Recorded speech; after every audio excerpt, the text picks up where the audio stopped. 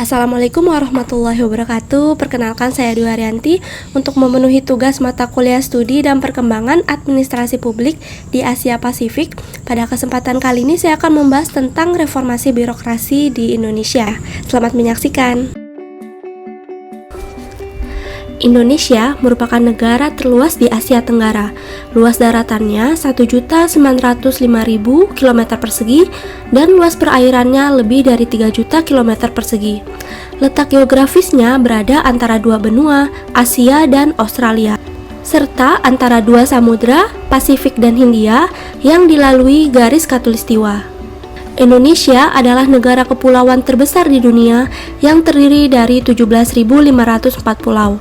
Dengan populasi lebih dari 200 juta jiwa, Indonesia adalah negara berpenduduk terbesar keempat di dunia. Bentuk pemerintahan adalah republik dan sistem pemerintahan presidensial. Presiden adalah kepala negara sekaligus kepala pemerintahan.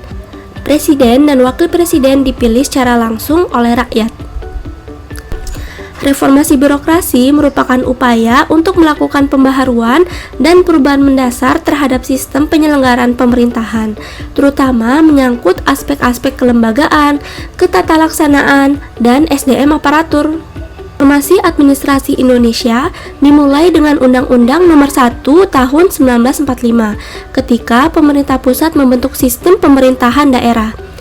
Reformasi birokrasi yang lebih terstruktur dimulai saat Presiden Susilo Bambang Yudhoyono mengeluarkan Peraturan Pemerintah Nomor 81 Tahun 2010 tentang Grand Design Reformasi Birokrasi 2010 sampai 2025. Selanjutnya, sebagai aturan pelaksanaannya, diterbitkan Permenpan RB Nomor 20 Tahun 2010 tentang Roadmap RB.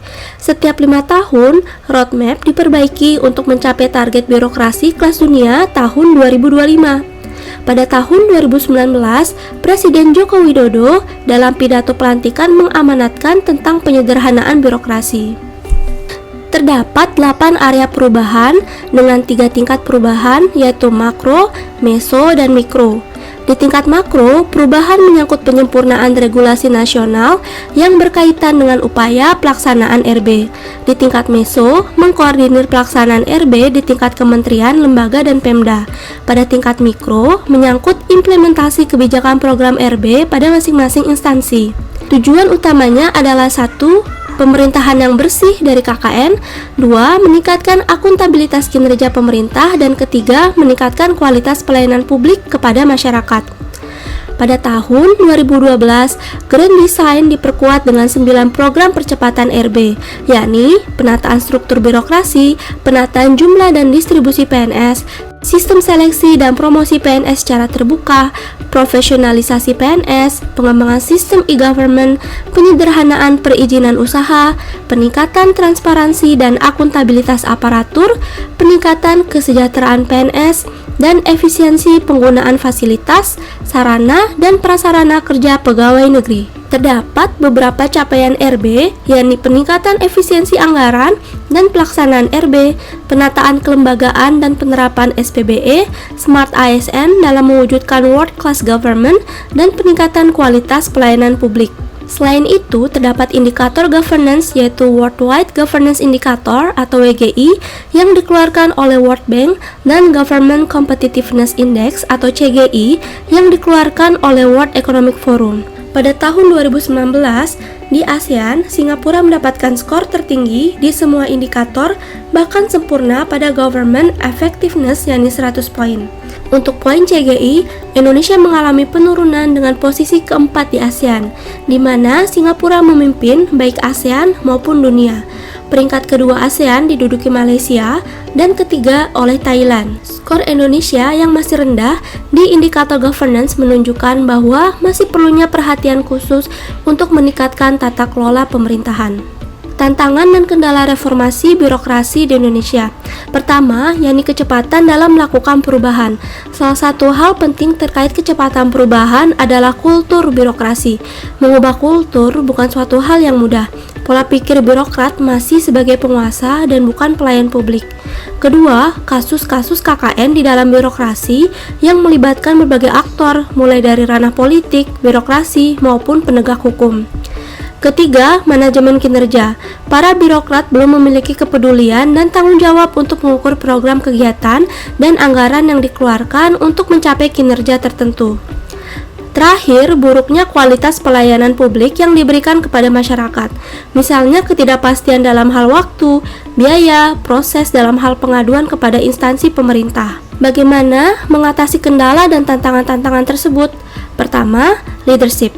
Bercermin pada beberapa reformasi yang dilakukan di berbagai negara dan daerah bahwa RB hanya dapat berjalan melalui kepemimpinan politik yang kuat untuk melakukan perubahan. Terdapat 3 komponen penting bagi pemimpin untuk melakukan reformasi birokrasi, yakni kewenangan, pengetahuan, dan kepentingan. Kewenangan sehingga bisa membuat kebijakan dengan semangat perubahan. Pengetahuan dibutuhkan untuk memberikan dasar bagi pemimpin mengetahui masalah, pelaksanaan, dan solusi. Selanjutnya harus dilengkapi dengan kepentingan nasional, bukan kepentingan pribadi maupun kelompok. Kedua, profesionalisasi birokrasi. Penataan sistem birokrasi yang terintegrasi dari hulu hingga ke hilir, dimulai dari proses rekrutmen pegawai, perubahan paradigma, perubahan struktur dan proses kerja, termasuk di sini kejelasan pejabat karir dan pejabat politik, sehingga terbentuk netralitas birokrasi. Ketiga, pengaturan prosedur administrasi pemerintahan, sehingga proses pembuatan keputusan administrasi publik semakin akuntabel. Keempat, partisipasi publik, memberikan akses kepada masyarakat untuk mendapatkan informasi pengelolaan pemerintah dan juga berpartisipasi dalam pembuatan, pelaksanaan, dan evaluasi kebijakan. Sebagai penutup bahwa reformasi birokrasi merupakan hal yang fundamental bagi suatu bangsa sebagai mesin yang menggerakkan pembangunan dan pelayanan ke masyarakat. Tidak ada suatu bangsa yang maju tanpa didukung oleh birokrasi yang hebat. Terima kasih. Assalamualaikum warahmatullahi wabarakatuh.